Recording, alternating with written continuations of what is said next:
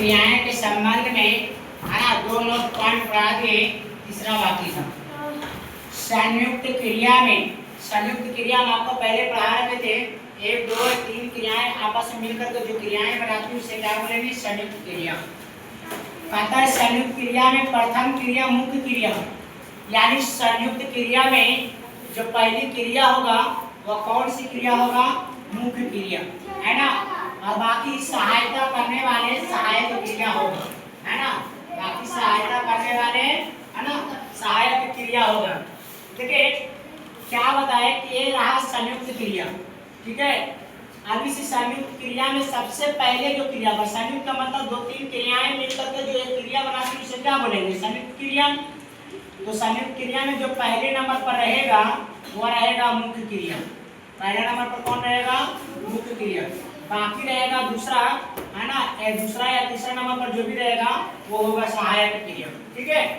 ठीक है, जैसे जो एग्जाम्पल है वह बैठ गया था, यहाँ पर जो बैठ गया है वह संयुक्त क्रिया है। बहुत सारे संयुक्त क्रिया कैसे है?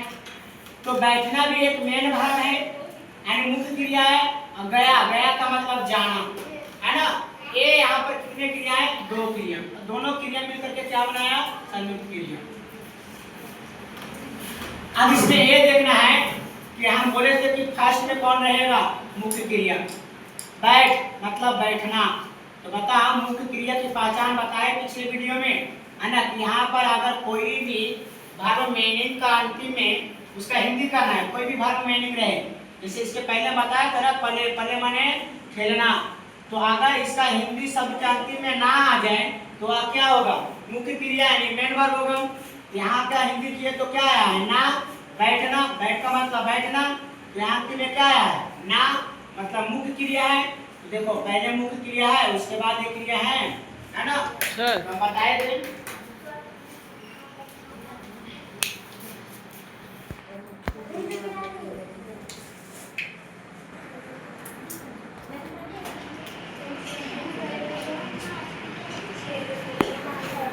चलिए आगे नोट में आपका दर्शाया गया है गा ये ई को कुछ लोग भ्रमवश मतलब कंफ्यूज में समझ लेता है कि वह क्या है ना, सहायक क्रिया है, ठीक है।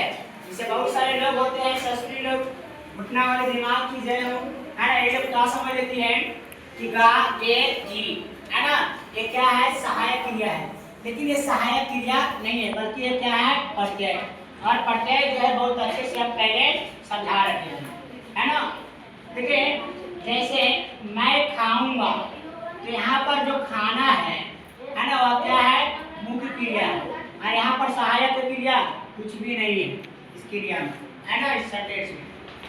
देखिए पूर्वकालिक क्रिया क्या है? जब कर्ता एक क्रिया को समाप्त करता है और उसी समय उसी दौरान कोई दूसरी क्रिया को जो है शुरू कर देता है, तब वो पहली वाली क्रिया क्या कहलाएगी? पूर्वकालिक क्रिया, ठीक है। जैसे मान लो कि चलो एक क्रिया यहाँ जो है अभी काम हो रहा है, एक क्रिया हो रहा है, अगला जैसे ही समाप्त होगा तुरंत जो है दूसरा का क्रिया आ जाएगा। तुरंत क्या है? दूसरा का क्रिया आ जाएगा। तो दूसरा का क्रिया आएगा, उससे पहले वाला जो क्रिया होगा इसी को क्या कहेंगे? पूर्वकालिक क्रिया। क्या बोलेंगे? पूर्वकालिक क्रिया। जैसे खाकर, पढ़कर, लिखकर, सोकर, जगकर, आकर, जाकर इत्यादि। उदाहरण से समझिएगा, वह खाकर सोने गया। खाकर मतलब यहाँ खाया एक क्रिया, उसके बाद सोया दो क्रिया, गया। यहाँ देखिए तो कहता पहली जो क्रिया है, यानी एक क्रिया क्या था? खाना, अब तुरंत खाया और खा करके कहाँ गया? सोने गया। तो एक क्रिया जो है समाप्त हुआ, तुरंत दूसरा का क्रिया क्या आ गया? सोना। तो हम क्या बोले कि एक क्रिया जैसे ही समाप्त हो गई अब दूसरा की क्रिया शुरू हो जाती है, तो इसके पहले वाला जो क्रिया जो समाप्त हुआ था वही क्रिया क्या कहलाएगा? पूर्वकालिक क्रिया। तो पहले का क्रिया क्या है? खाना, और दूसरा का क्रिया क्या है? सोना, है ना। तो ये जो है समाप्त हुआ और उसके बाद तुरंत शुरू हो गया सोने वाला क्रिया, यानी दूसरा का क्रिया। तो ये जो पहले का क्रिया है इसी को क्या बोलेंगे? पूर्वकालिक क्रिया। क्या बोलेंगे? पूर्वकालिक क्रिया। वह आकर बैठ गया, तो पहली यहाँ क्रिया क्या है? आया, है ना, आना। और दूसरी क्रिया क्या है? बैठना। आया मतलब आने का काम जैसे ही पूरा हुआ, समाप्त हुआ, अब दूसरा की क्रिया शुरू कर दिया, बैठने वाला। तो हमने क्या बताया, फिर से बता रहे हैं कि एक क्रिया जो है तुरंत समाप्त हुआ, समाप्त होने के बाद तुरंत दूसरा का क्रिया आ जाता है। तो ये जो पहले का क्रिया होता है इसी को क्या बोलते हैं, पूर्वकालिक क्रिया। तो यहाँ आकर बैठ गया, आना पहली क्रिया, तुरंत आने का काम समाप्त हुआ, और दूसरा का क्रिया है ना, दूसरा का क्रिया क्या शुरू हुआ, बैठना। तो ये आया और बैठ गया, ये पहले का क्रिया है, दूसरा का क्रिया। समाप्त कौन हुआ, आने का काम है ना, शुरू की हुआ बैठने का काम। तो जो पहले का समाप्त हुआ उसी क्रिया को क्या बोलेंगे, पूर्वकालिक क्रिया, है ना। एक प्रेरणार्थक क्रिया क्या है, जिस क्रिया से यह पता चलता हो कि कर्ता स्वयं कार्य ना कर दूसरे को कार्य करने के लिए प्रेरित करता है। यानी काम करने का जो है होता है कर्ता को, लेकिन कर्ता खुद करता नहीं है, बल्कि वो दूसरे से है ना करवाता है। करता है कि हम देखो काम ही नहीं करेंगे, तुम करो इसको, है ना, बहुत अच्छा फायदा मिलेगा, ये चीज होगा। यानी खुद करता नहीं है, लेकिन दूसरों को करने के लिए प्रेरित करता है। तो ऐसे क्रिया को क्या बोलेंगे, प्रेरणार्थक क्रिया। जैसे में माँ बच्चे को खिलाने आई है, माँ बच्चे को खिलाने आई। अब देखो इस बच्चे को जो है खुद खाना था, है ना, लेकिन वो खाया नहीं, तब जो है वो खिलाने के लिए किसे प्रेरित किया, माँ को, है ना। तो यहाँ पर जो खिलाने की जो क्रिया है वह क्या होगा, प्रेरणार्थक क्रिया। क्या होगा, प्रेरणार्थक क्रिया। वह पत्र लिखवा रहा है, तो यहाँ पर खुद लिख नहीं रहा है, ये जो है खुद लिख नहीं रहा है पर दूसरे से लिखवा रहा है।